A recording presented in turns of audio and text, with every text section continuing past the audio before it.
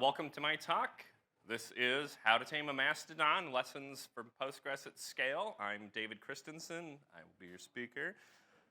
If you were thinking this was How to Tame Mastodon, I hate to report to you that's a different talk in a different room. So a little bit about me. I'm a principal database engineer with Crunchy Data. So I've been working with Postgres for about 20 years. Have also worked in kind of full stack development, so have experience on both ends of this.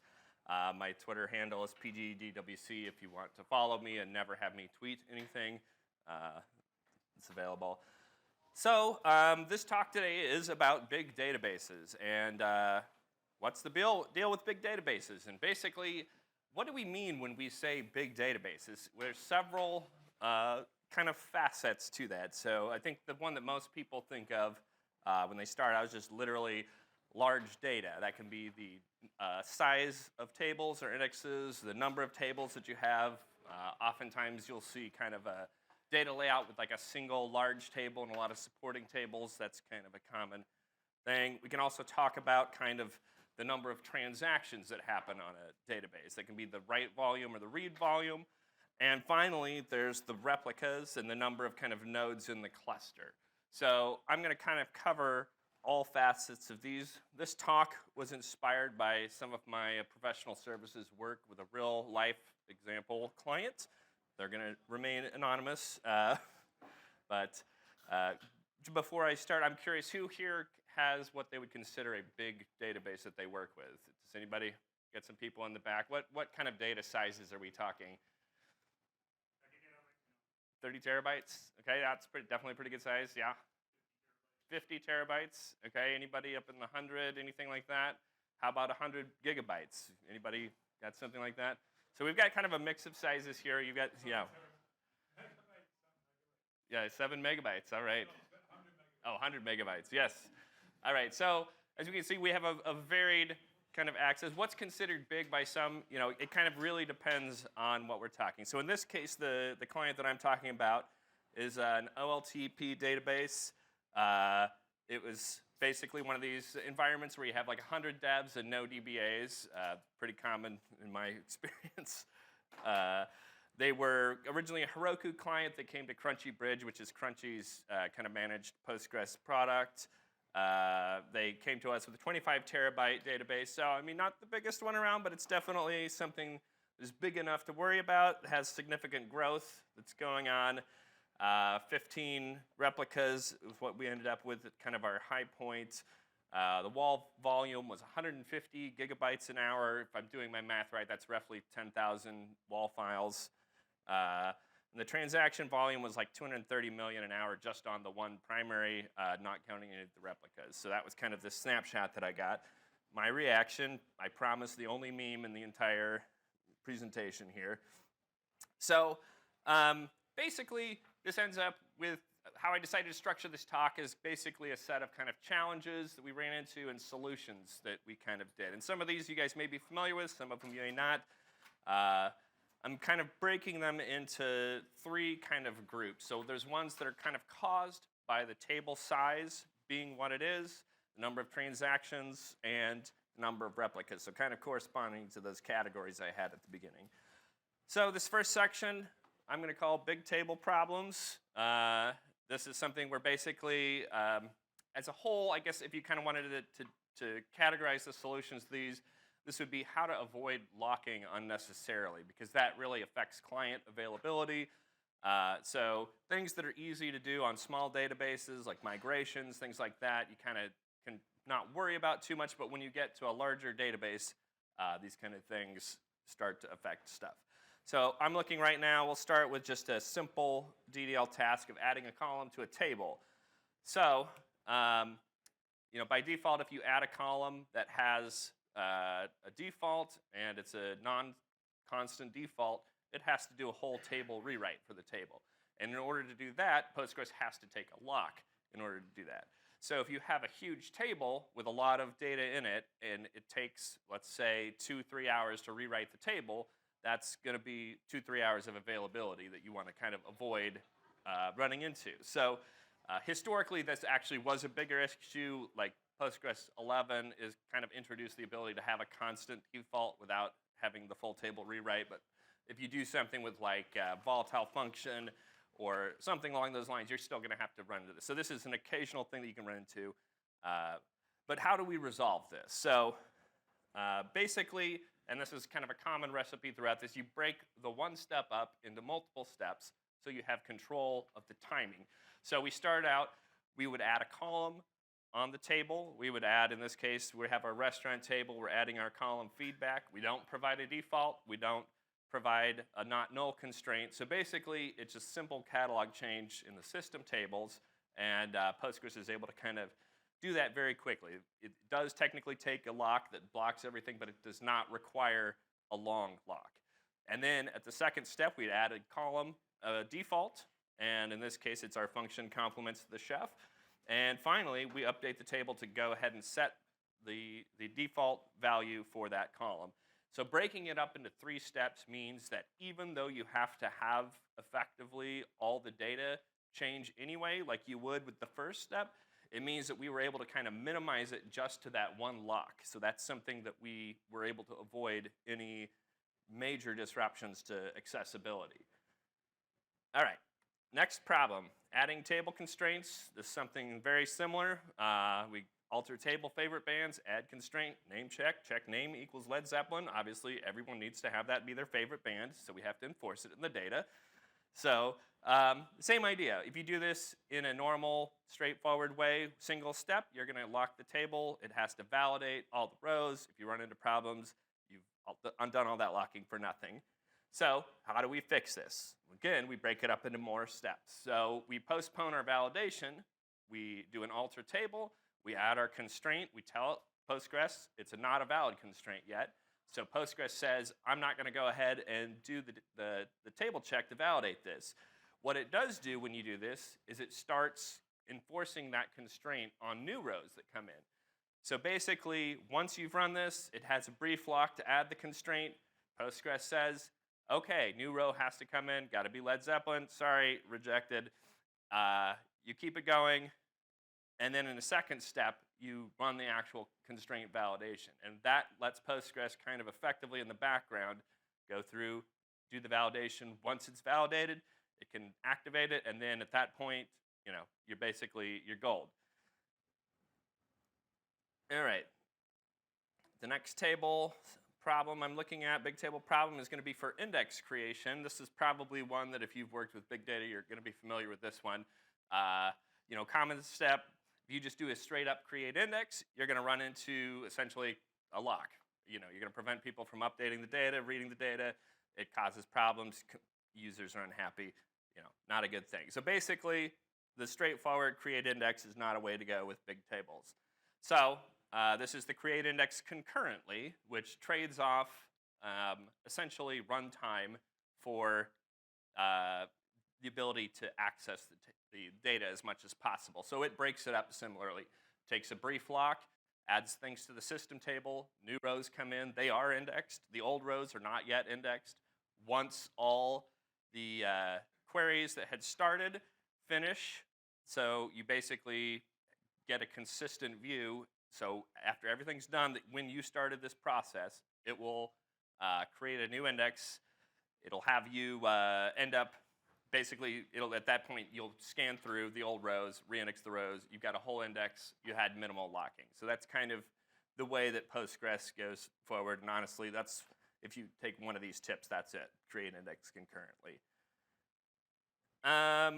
We'll cover a little bit here, kind of looking at unused indexes. A lot of times we ran into issues where people would have a bunch of developers would just create indexes that they thought were going to work based on some fairly arbitrary criteria, or you have queries change, so workloads aren't what they used to be. There's a lot of kind of redundant indexes, and that's something that basically causes a lot of overhead. If you have multiple indexes on there, every time you update a row that affects that, ends up having to update all those indexes. So there's kind of a write amplification process. So indexes are great, but they do carry some overhead, and you need to make sure that they're useful. So in general, the solution we propose here is to combine our indexes. So for instance, if you have multiple columns that are indexed, they're kind of always accessed together. You might have combined B tree where you have columns A and B indexed instead of just A and just B. That's 1 plus index. It's going to be slightly smaller. You'll want to look for unused indexes in your cluster, so you can use the PGStat user indexes and PGStat.io user indexes views. That is useful. What's going on here? And then basically, you want to kind of compare all the indexes on all the nodes in your cluster. So if you're looking at a replica, you have multiple nodes here at play. Basically, you can't trust the stats on just one node because that's the nodes for that stat. So if I have a reporting in a query that I run on a reporting server, the stats for that server are going to be totally different. So indexes may not be used on the primary. They may be used other places. So that's definitely something you need to kind of account for in the total view here. The next data problem here, the big table problem, is skewed data. And this is something where you have like one value in a table that occurs a lot. Let's say 30% of the table has that one value.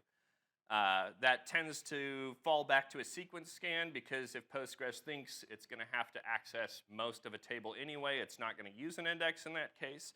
But you still have all the index overhead of maintaining that, doing changes.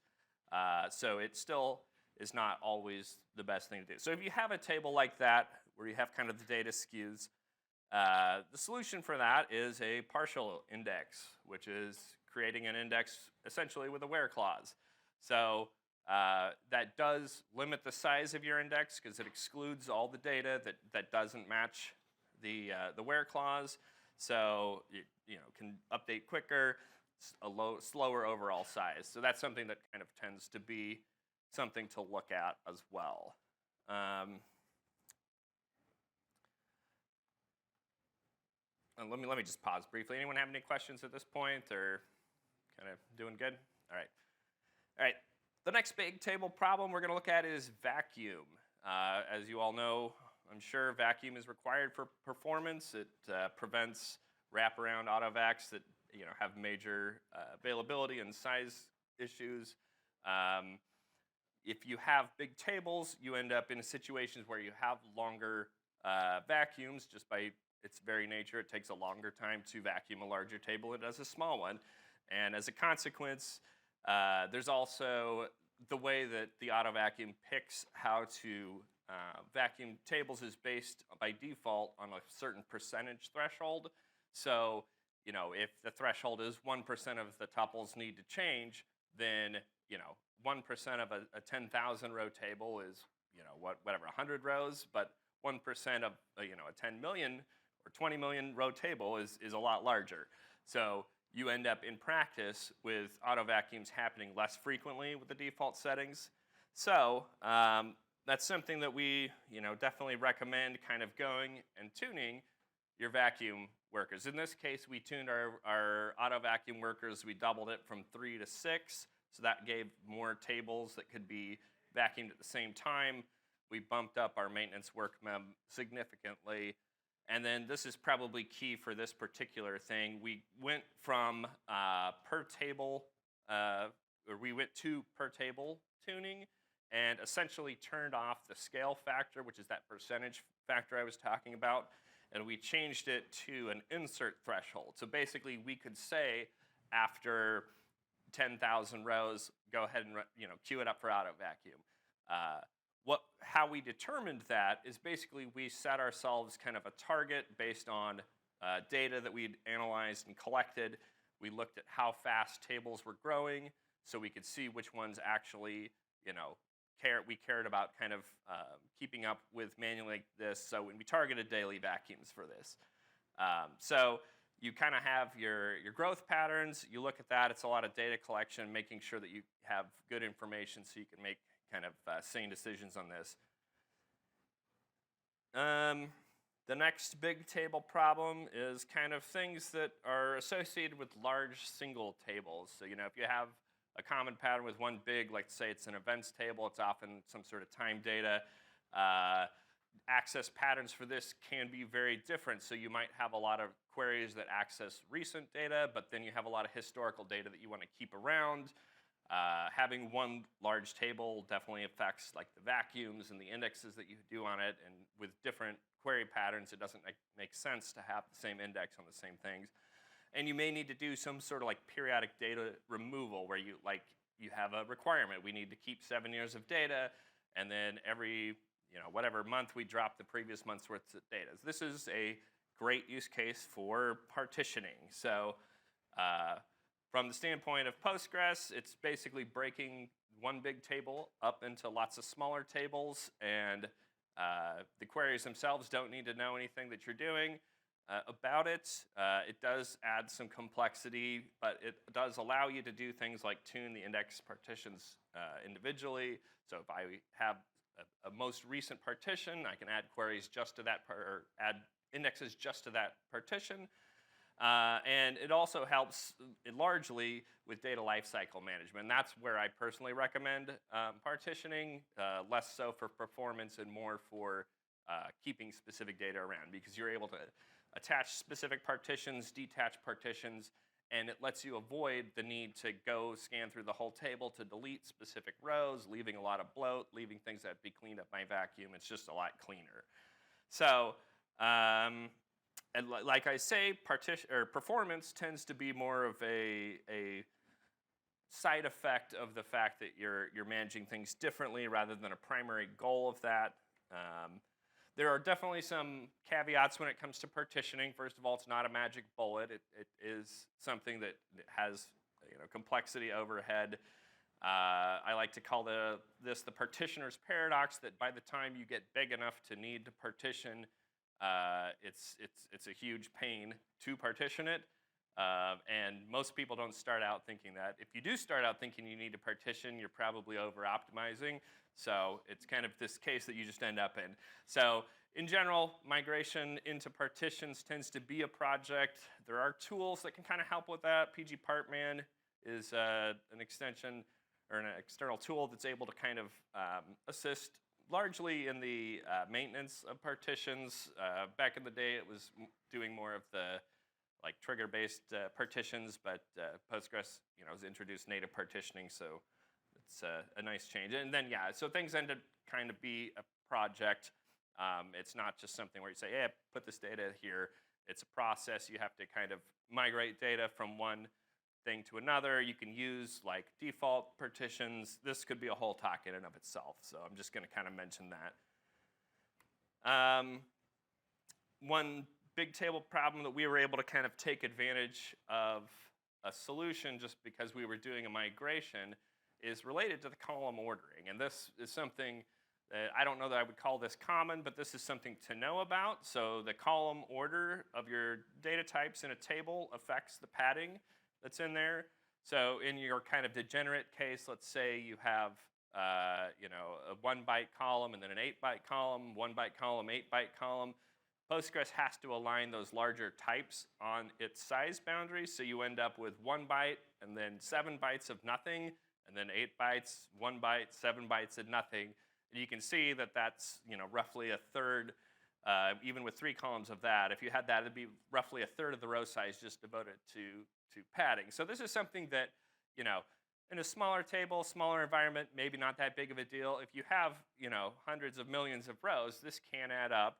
This can add to larger page sizes or less tuples on a page, so scans just take longer. There's just literally more overhead for everything, more buffer churn.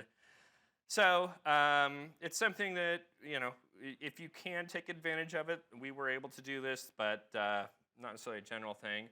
And basically optimizing your column ordering. The general approach to this is using your fixed size columns, starting at the largest size. So if there's any 8 byte columns, going down, get all your 4 byte columns, your 2 byte columns, your 1 byte columns, and finally any variable length or nullable columns. Last, give the example here where you have 72 bytes for the description there, and you can get it down to 52 by doing nothing but reordering. So the caveats for this, it's hard to change after the fact. It's not something that you can just do. It requires, locking. It requires table rewrites. It's something that if you can fold it into an existing migration, or you're okay with downtime, which most big databases are not going to be okay with downtime, it's something you could use. So kind of more incidental than anything else. Yeah, and that concludes the big table section of my talk. Does anybody have any questions at this point? Okay. So the next group of things were related to kind of the issues that you get with like high numbers of transactions, high volume here. And we're going to look first at the write transaction. So you have something where you have a high wall volume. I told you that was something along the lines of 10,000 per hour, which boils down to, I think, 2 or 3 per second.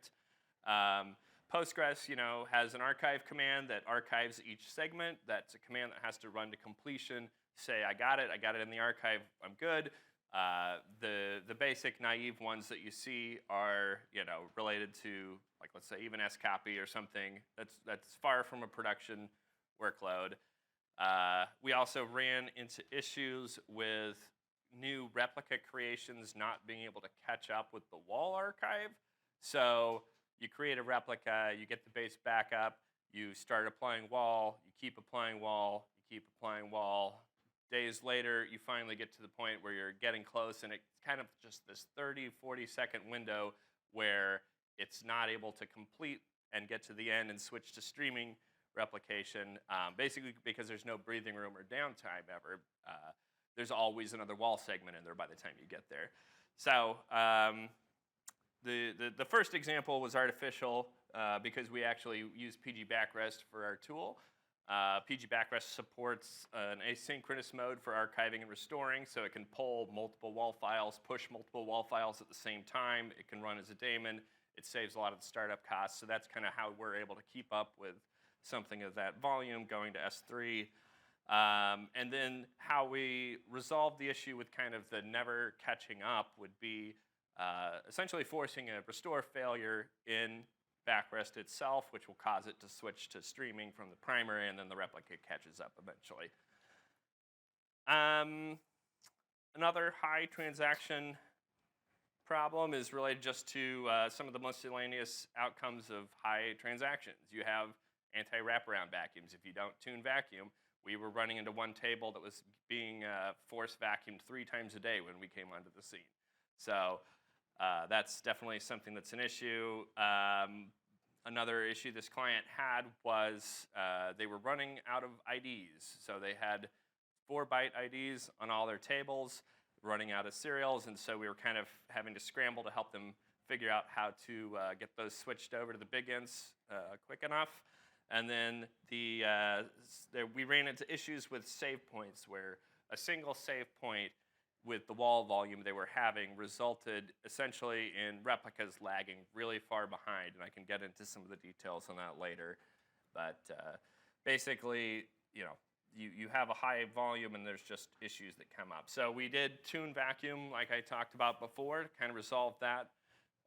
We got them to remove the save points from their code, which we'll cover a little bit later, and then we got them to switch to big ints for IDs, and we did that at the same time as we were doing kind of a migration. We did a logical migration from Postgres 11 to Postgres 13 at the time. So another issue we ran into with high transactions fundamentally is the cause was PG bouncer. So we have bouncer in front of things, and we ended up in cases where just literally so many transactions were coming through that PG bouncer couldn't keep up with its own bookkeeping.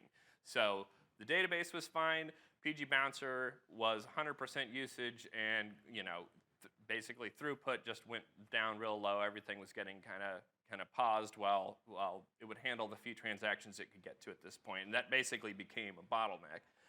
So what we did is we used a technique to have systemd multiplex PG bouncer using a template file and sharing the same port, so we could within this bridge product, we spin up an arbitrary number of PG bouncers. This lets you scale out. Really, 2 or 3 was enough to kind of handle the load, but that was something that kind of had to be resolved, just causing issues with their own monitoring, which they had been doing, I think, with Datadog, that ended up kind of rolling the wait times into what they thought were database times and getting inaccurate stats that way.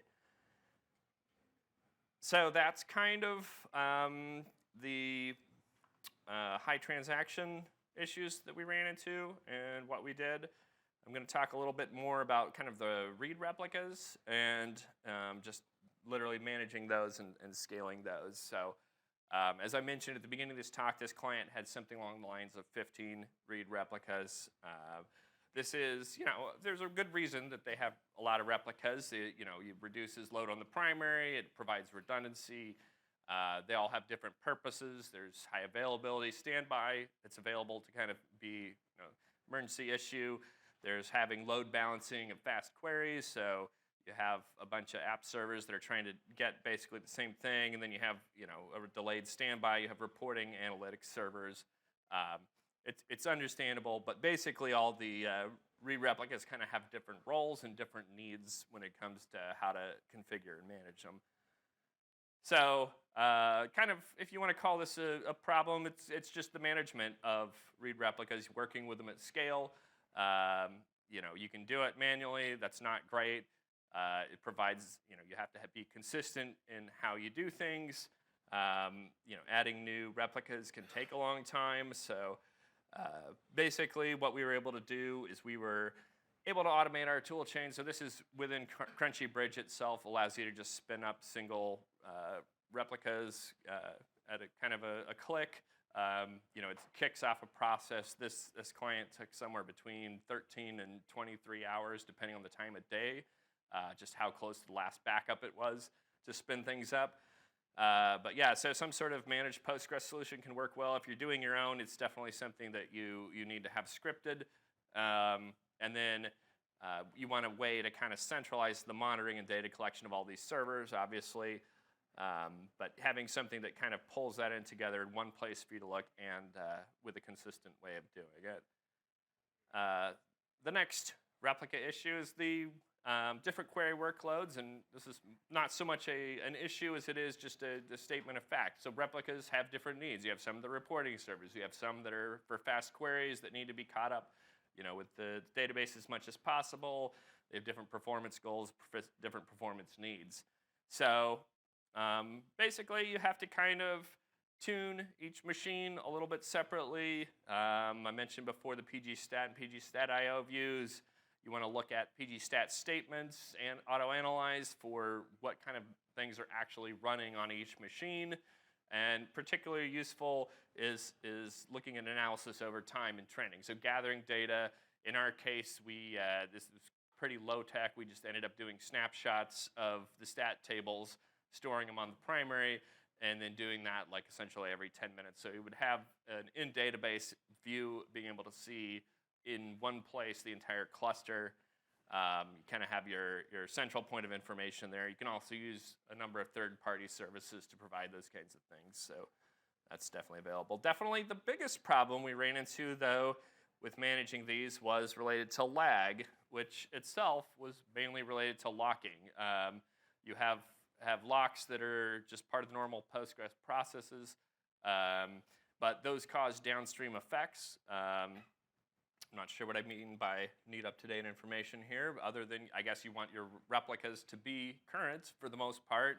It was definitely kind of a back and forth with this client where they needed both queries that ran for a long time and they needed data completely up to date with the primary without canceling those queries that need to run for a long time. So some of that was setting client expectations and trying to set up particular replicas for particular nodes. So the high-level solutions for some of these lags is kind of enforcing by policy what your things are going to be. So that could be setting a statement timeout, setting pretty aggressive max standby archive delay, max standby streaming delay, and having those set on specific replicas.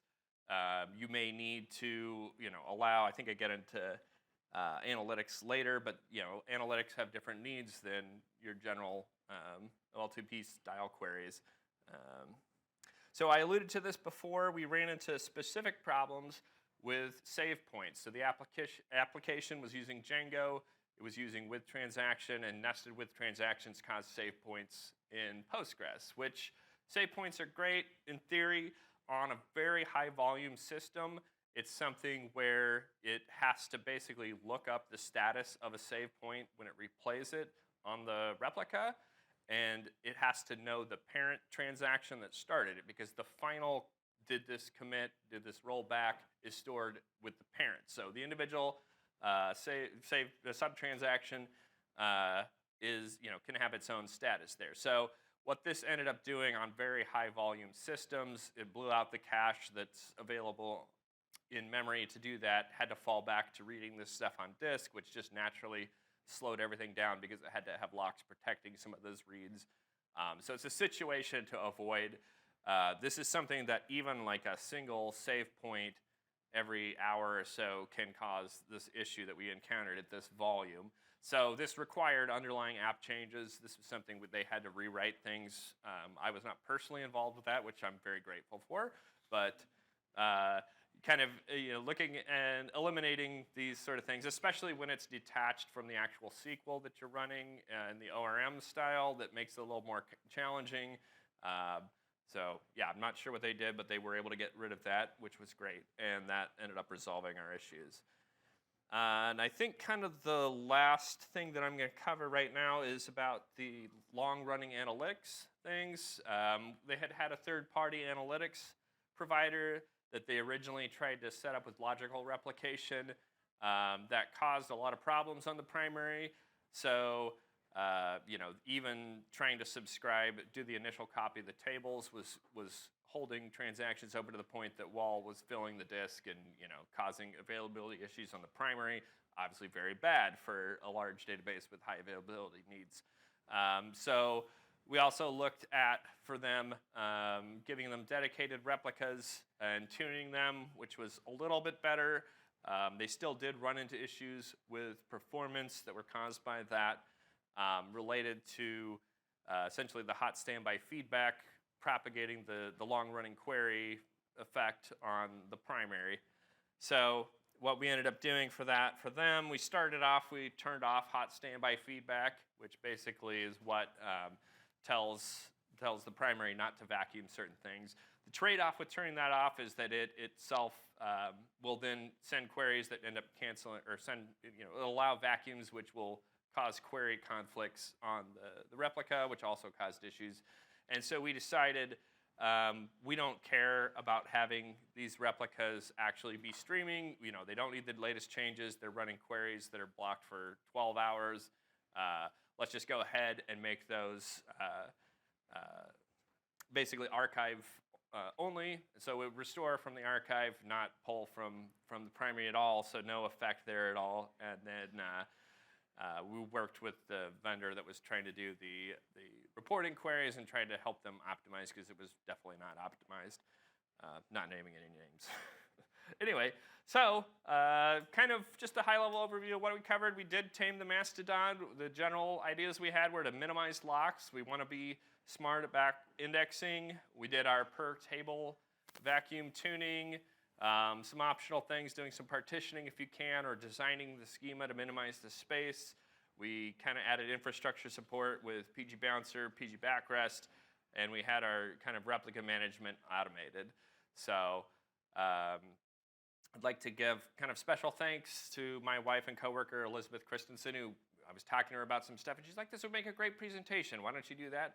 And then help me with extensive content revisions until this actually made sense. And then my coworkers, Greg Sabina-Mullane and Keith Fisk, for reviewing the slides. So just wondering if anybody has any questions at this point. That's basically the presentation. So there in the back.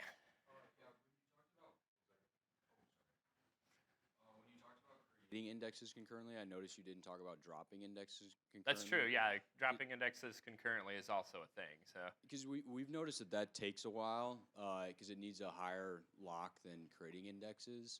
and sometimes it'll take so long that our job will fail on that. Do you have any recommendations for? You're saying the delete indexes concurrently will cause issues? Just because it takes so, because it needs was it? It needs to access wait for exclusive everything to block? complete, basically. Yeah. Whereas creating index, you just need to wait for all the mutations to end before it can execute. I'd have to research. I'm not sure offhand. So. Okay. But yeah, we can talk maybe afterwards. So. Okay. Sounds good. And then you had a question? Oh yeah. I think they want a mic. Oh, so, yeah. When you were talking about tuning machines there for the read replica issues, right? Did you consider using PD Badger, or was that too kind of involved? We kind of just ended up doing some of our own analysis with PGStat statements and stuff. I don't have anything against specific tools, but I'm kind of old school, so kind of getting my hands dirty is the way I know how to do it. I'm sure there's good ways out there too. 1 second. To resolve the bottlenecks with the PG bouncer, you mentioned you use the multiple instances of PG bouncer, right? Yes. So, but is that on the same machine or the different machines for each instance of the PG On the bouncer? same machine, so the PG bouncer is co-hosted with the database itself. It just runs on a different port, so it can use local backend socket connections or the connections to the database. But yeah, so I think we did some traces in the actual code, and it seemed like it was related to kind of the SSL write from the PG bouncer, where it was literally, I think, related to copying the data, the results from Postgres into the network space. So yeah, just literally being able to get that, multiple ones working on that, just was able to be parallelized, and that worked out. You wanna? Yep, and to expand on this question, have you used the application level load balancing in conjunction with? You could use that. That would help too. So this app did not use that, or they were using it and it wasn't effective at this scale. But that is another thing. The other thing that you could do is put another bouncer or pooler in front, whether it's PG bouncer or an application pooler. All right, because my thinking was like usually. You mentioned Django, which is like Python application. They certainly have built-in connection pooling, but then my thinking was that probably you want to have a back pressure mechanism on their server side, because so that controls how many connections can be opened by those application instances. Yeah, I think we had talked with the client about that, and I don't recall exactly why that was something they didn't want to do, but yeah, we ended up deciding to solve it on the database side. Did you do anything to analyze the query workload? Like, I mean, slow query log might be a starting point, but looking at the yeah, actual we query did systems. extensive PGStat statements review, so that was kind of our go-to. If we have other things, everything, all the fires are out, we'll say, all right, let's go see what the top queries are there. Kind of suggest some things. It's definitely one of those things where some of the data model was less than ideal. It probably would have, been good for them at some point earlier on before they got to the size they were to have made different choices in that, because we definitely are fighting a lot of the same sorts of weird joins that they have status fields in one table that probably should be in a different one. So there's kind of families of queries that keep showing up, but we're definitely providing specific. Okay, you should probably do this, either this query instead, or add this index on, or things like that. For the multi-PG bouncer configuration, did you have to retune like the bouncer to Postgres server connection settings? I mean, we did at the same time kind of up the max connections on the primary, because I think with the, if you have, let's say, whatever, 500 outgoing connections on each of those, and what worked for one is not going to work for two. You're going to have to either have or do something just to get them more parallel. So yeah, we did some additional kind of tuning of bouncer. We also, had to do a big cluster-wide max connections change, which required a lot of coordination, and essentially we had to spin up a parallel replicas for each node that was involved and then fail over, because you can't change that parameter. You have to change it on the replicas before you change it on the primary, or the replicas will die. And basically they needed every replica up for practice. So we kind of ended up in a whole phased, create a new replica with the new setting, kill the old replica that was here, but it takes its place, and then you kind of do that for all the replicas And after all those are caught up, then we're able to change it on the high availability standby and then fail over to that, and then everything followed it. So a little bit nail biting of an experience, but everything kind of worked out. It just was a lot of planning, a lot of coordination to get that to work. It wasn't just something that happened.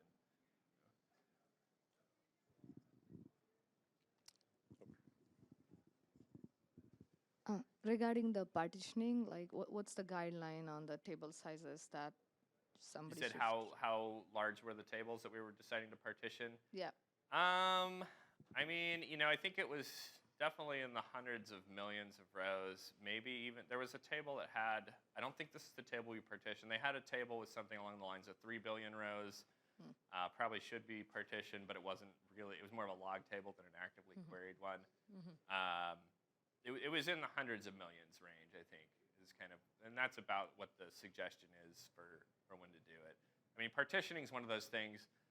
That's actually a project that's currently in flight, and I kind of told them at the offset, I don't think this is going to do what you want it to do, but they were like, no, we want to do this.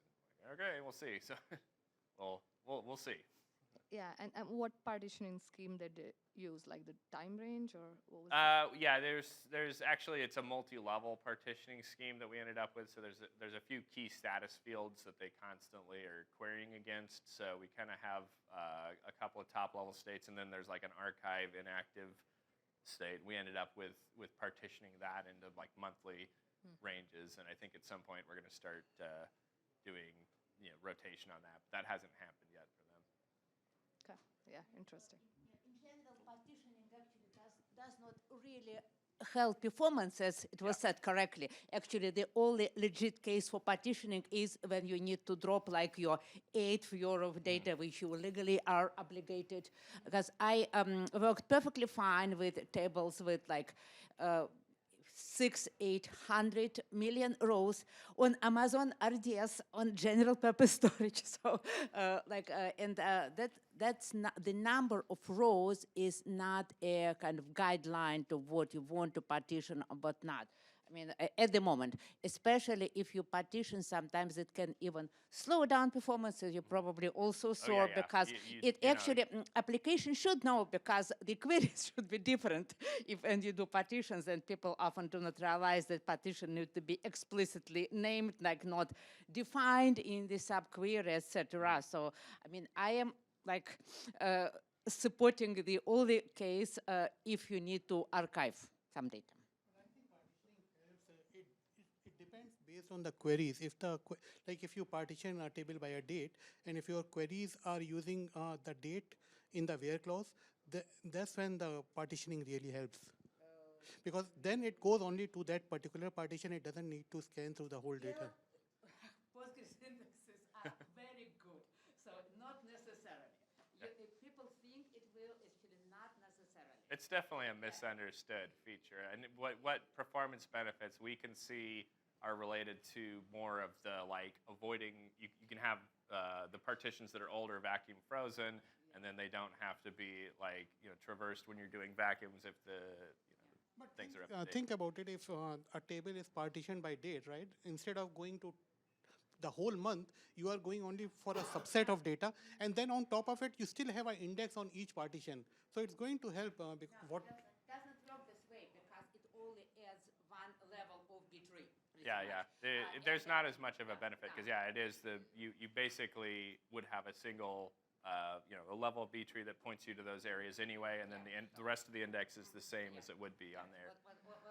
And instead, when you partition it, you have separate relation files that have to be managed. So we could talk probably. This is probably getting to the end of this one, but we could talk about that. So anyway, thanks.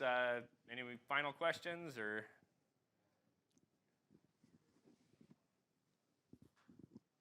Can you talk a little more about the serial to serial 8 migration? How that Yeah, sure. was that just done during a downtime period, or is there some tricks you can use? We actually tied that in together with a migration upgrade from 11 to 13. So they came from Heroku. We ended up kind of restoring them from a physical backup because we got access to their S3 buckets or something. So we were able to spin up a replica. It basically was up to date with them. At some point, we cut over with Postgres 11, set up a Postgres 13 environment for them based on the same schema and everything, but then at the same time, we were able to do our schema changes there. So we were able to reorder the columns. We were able to switch to the int8s. And at that point, when we switched to just doing a regular logical migration from the 1.11 environment to the 13 environment. So kind of had to tie it in at the same time. You could probably devise some ways to do an in-place update, but the problem with that is in any formal references constraints, because you want to basically, if you want the same foreign key constraints between the old IDs and the new IDs, it's a lot easier to have that set up in a fresh place where it's already set up, rather than having to set up parallel constraints, adding parallel additional fields for each, renaming the fields afterwards if it needs to be something special. So it could be done. Would not recommend doing that online if that's something that you can avoid. So, yeah.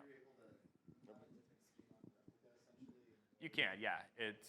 Logical replication just works via the name, so it doesn't require the columns being, or you can have additional columns in the target schema as long as you have the columns that you had on the original, or you select a subset of the columns that you want to replicate. That works. So. All right, sounds good. Is that a question or? Oh. I had a question on the definition of big table and some of the semantics around running, like create index and so on. Okay. So, what techniques do you use to figure out if a table is big, or if you should run create index or create index concurrently? Do you run it? I see you saw the big issue I danced around at the beginning. Yeah. So. Okay. I mean, I would say that really once you get to, there's not really any reason not to use the create index concurrently. That's kind of a go-to. A lot of things, don't do it natively. One reason not to do it would be if you're on 14.1 to 14.3, upgrade to 14.4. There's a bug in reindex concurrently. 14.4 on, you're golden. So. Yeah, I mean, if it's about what kind of downtime you can afford with access to the table. So if it takes, even 10 minutes to create an index, and you can't afford to have that table inaccessible for 10 minutes, then you've got yourself a situation where you want to have that created concurrently. So that's kind of, it's a classic "it depends" answer. Excellent.